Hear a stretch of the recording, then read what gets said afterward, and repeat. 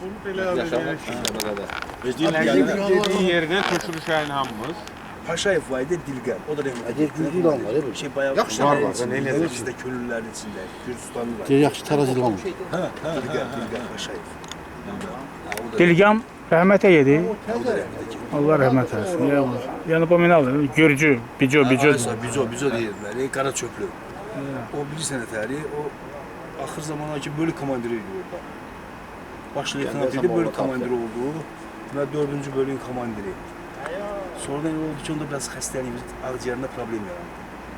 O ağciyərində problemlə təxris oldu. Qaynımdan Gürcistana işləyirdi, elə belə avtobuslar vardı. Gedib orada avariya düşmüşdü Gürcistana. Vüqaqdan birisine qalsayım. Məhməd Vüqaq yox idi, leytenant. Hə. Sonra getdik, Amacan brigada oldu, 777-nin Gəncədə. Gəncədə işim vardı, gəldim KP-yə, dedim ki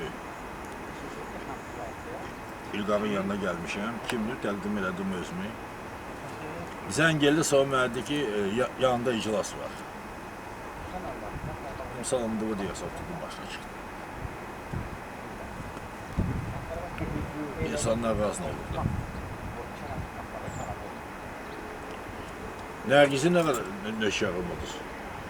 Nərgiz burada işləyirdi. Nərgiz yoxdur bizdə. Sonra getdi, Moldovana ərə getdi.